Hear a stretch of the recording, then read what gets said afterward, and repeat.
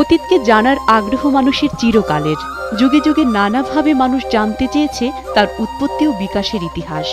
ইতিহাসবিদ, নৃতাত্ত্বিক আর প্রত্নতাত্ত্বিকরা ছুটেছেন দেশ থেকে দেশান্তরে নতুন কোনো তথ্যের আশায়। ছুটেছেন প্রাণতত্ত্ববিদরাও। এটি তুরস্কের ইফিসাস শহর।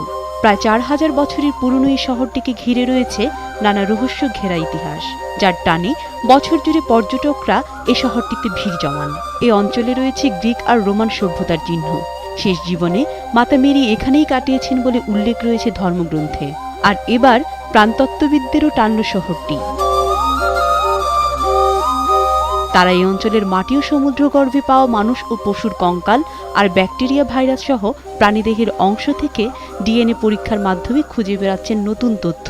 First of all, we can try and get DNA from bones or from teeth and also from preserved plant remains. And by looking at the DNA, we can find out something about the skeleton of the person. That we're all studying the same thing, we're studying the past.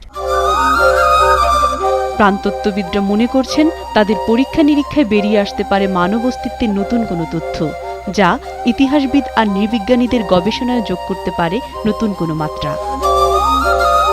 Mohsina Munni, Baishakhi news.